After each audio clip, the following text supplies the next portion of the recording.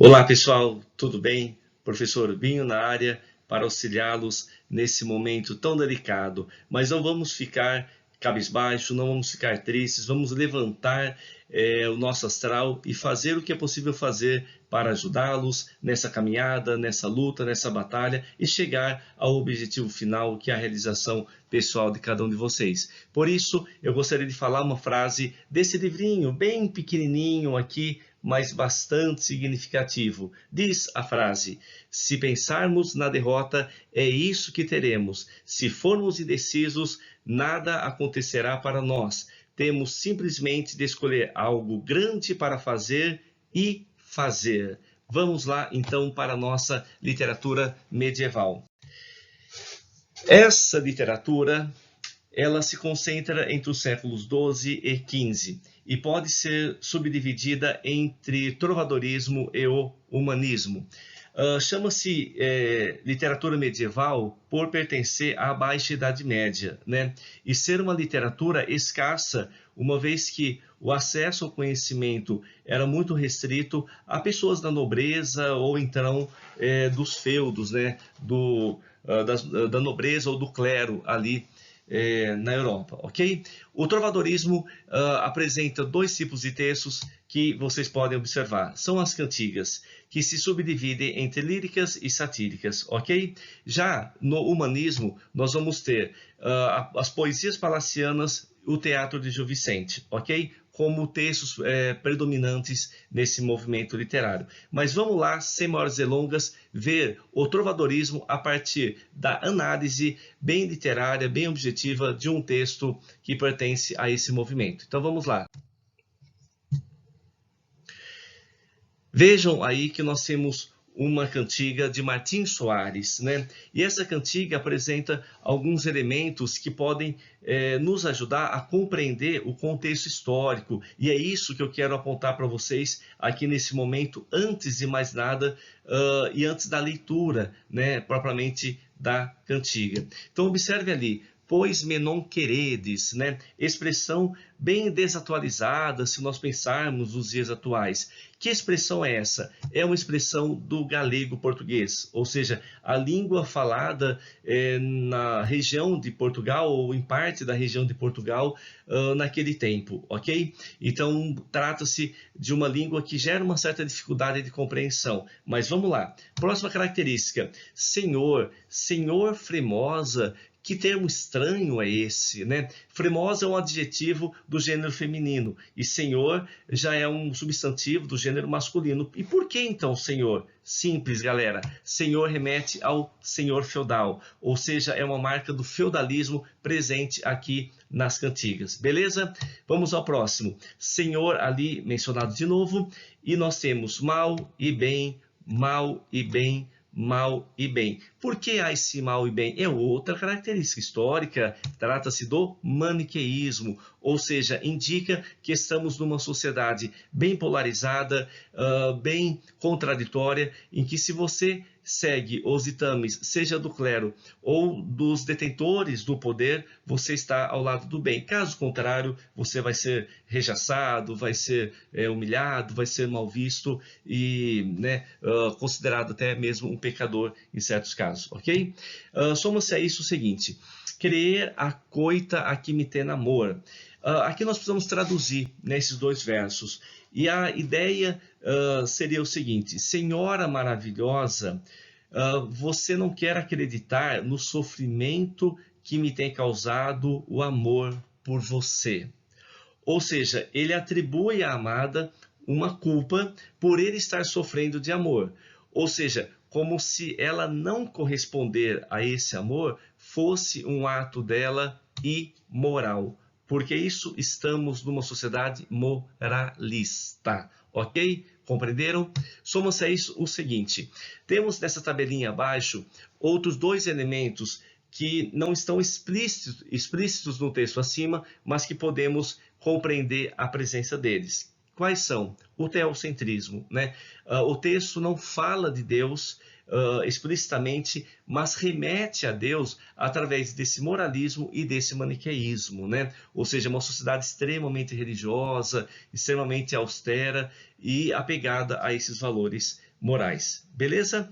Vamos pegar esse mesmo texto e agora ver alguns elementos literários aqui identificáveis. Próximo slide.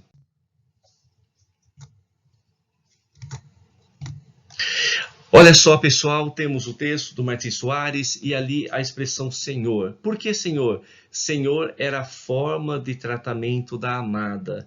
É um reflexo do feudalismo como uma maneira de idealizar a amada, de expressar um certo refinamento ao se dirigir com ela, né? Ou melhor, ao se dirigir a ela. Beleza. Somos a isso o seguinte: quanto bem vós a vedes, né? Então, esse trovador vai se referir à amada, ressaltando o bem que ela tem.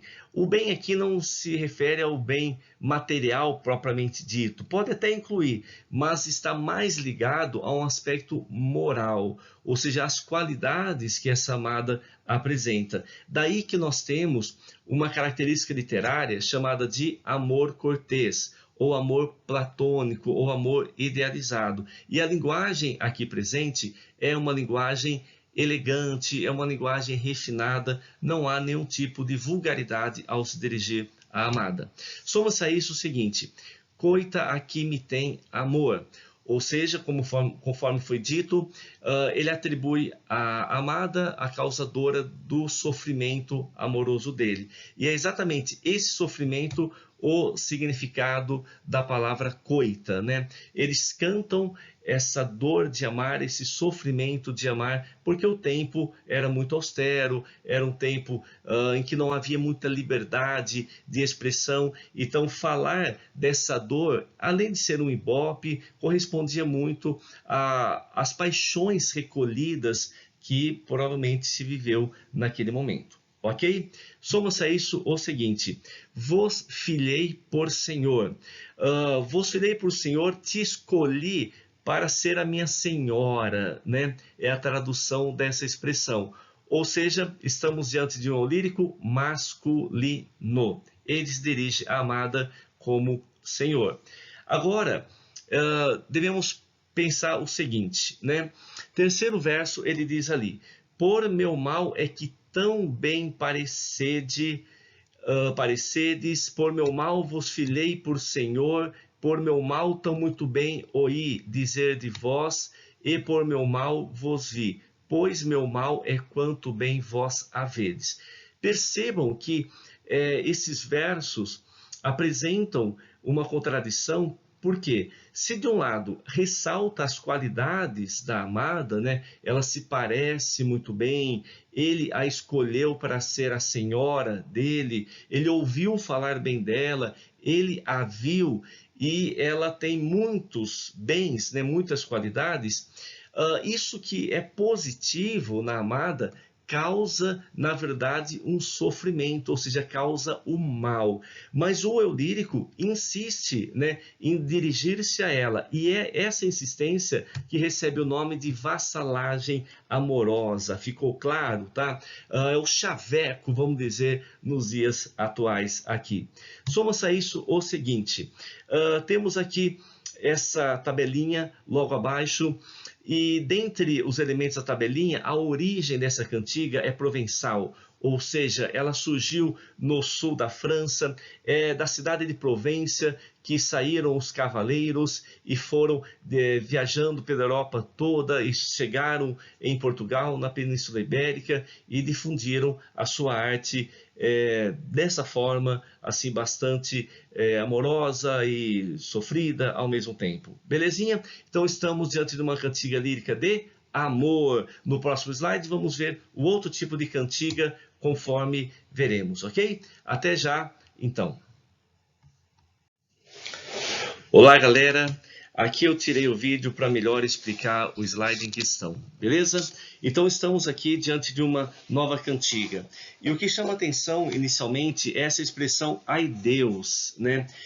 Que é uma expressão que remete ao momento histórico, pois refere-se ao teocentrismo, né? A presença muito forte do cristianismo naqueles tempos, né? Que gera o moralismo e o maniqueísmo, como nós vimos.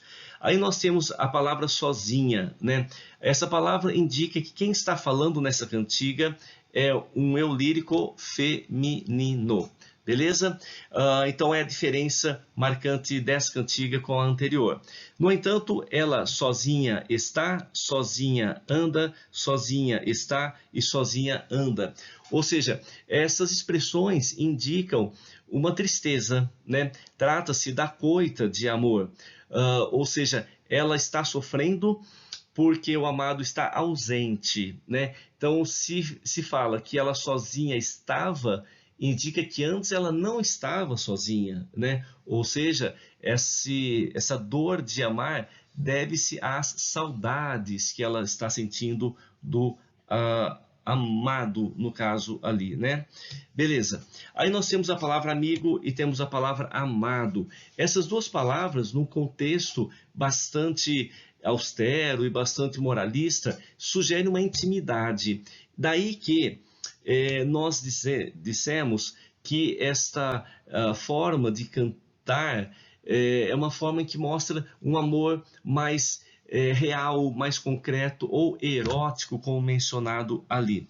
E veja que está erótico entre aspas. Não se trata propriamente de uma relação amorosa mais carnal, porém indica que houve um contato, né? Houve um momento a sós do amante com a amada e vice-versa, e nesse momento a sós eles trocaram algum bilhete, trocaram algumas palavras, pegaram na mão algumas coisinhas assim muito suaves, não corresponde ao sentido de erotismo que nós temos nos dias atuais, ok? Porque a palavra amigo é uma palavra de intimidade, né? E se lembrarmos um pouquinho, século XII, XIII, né? O formalismo era muito grande, então falava-se de senhor, de senhora, né? De excelência e por aí afora, beleza? Soma-se a isso Vigo, Vigo, Vigo e Vigo.